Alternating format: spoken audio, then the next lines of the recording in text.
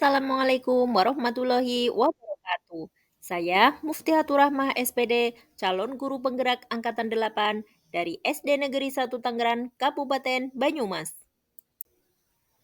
Pada kesempatan ini, saya akan memaparkan koneksi antar materi modul 2.1 tentang pembelajaran berdiferensiasi. Sebelum mengoneksikan materi antar modul, mari kita cari tahu apa itu pembelajaran berdiferensiasi. Pembelajaran berdiferensiasi yaitu usaha guru dalam menyesuaikan proses pembelajaran di kelas untuk memenuhi kebutuhan belajar individu murid. Artinya, pembelajaran berdiferensiasi adalah pembelajaran untuk mendukung semua murid di kelas kita. Maksudnya apa ya? Ingat, setiap anak adalah unik. Mereka punya kelebihan dan kekurangan masing-masing.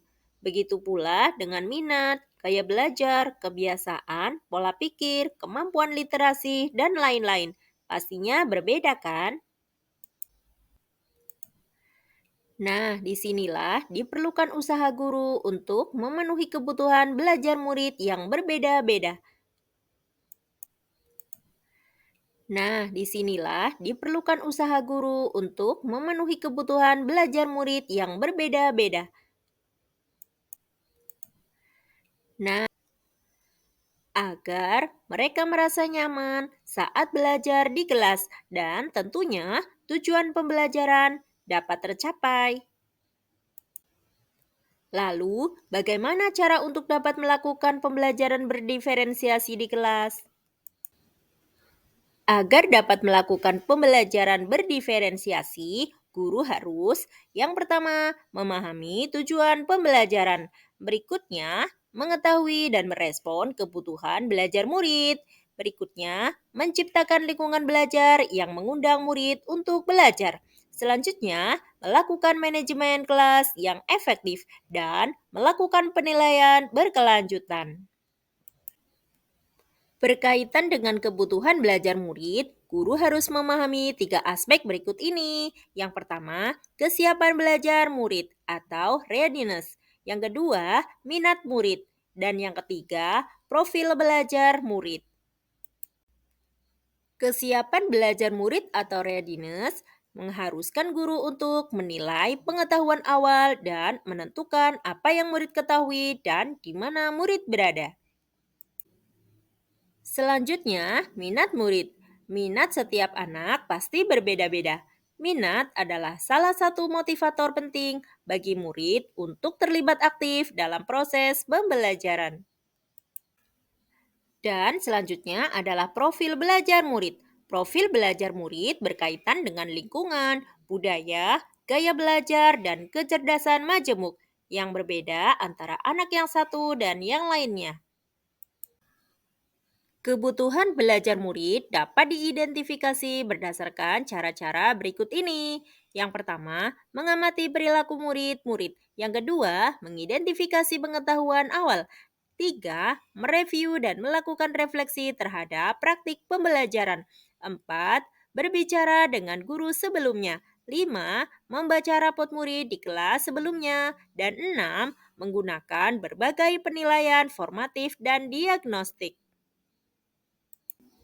Strategi untuk mendiferensiasi pembelajaran dapat dilakukan diantaranya menggunakan diferensiasi konten, proses, atau produk.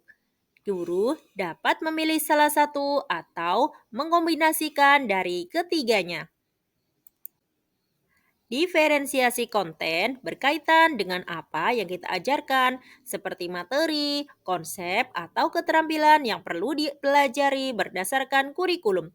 Mendiferensiasi konten bisa dilakukan berdasarkan membedakan pengorganisasian atau format penyampaiannya, bukan mengubah atau menurunkan standar kurikulum.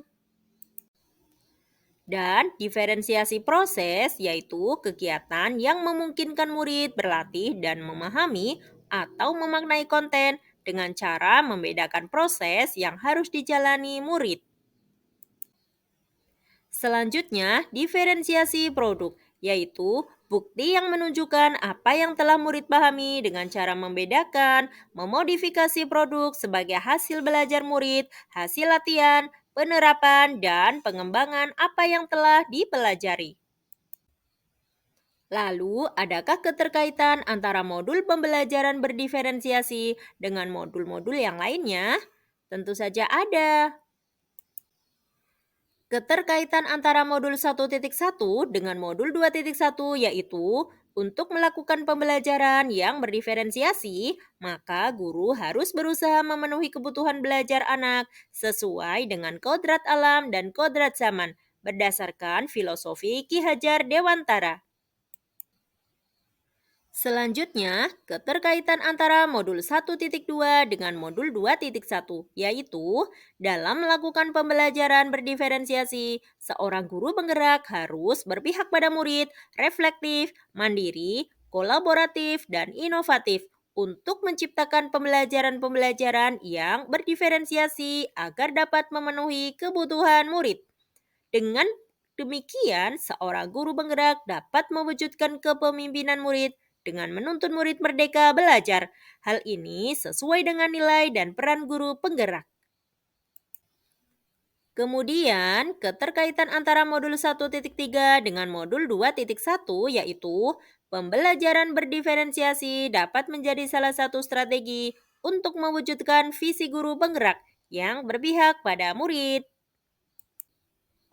Sedangkan keterkaitan antara modul 1.4 dengan modul 2.1 yaitu dalam pelaksanaan pembelajaran berdiferensiasi antara guru dan murid harus ada kesepakatan kelas terlebih dahulu agar proses pembelajaran dapat berjalan dengan baik sesuai dengan nilai-nilai budaya positif. Demikian pemaparan modul 2.1 tentang pembelajaran berdiferensiasi dan keterkaitannya dengan modul-modul yang lain. Terima kasih. Wassalamualaikum warahmatullahi wabarakatuh.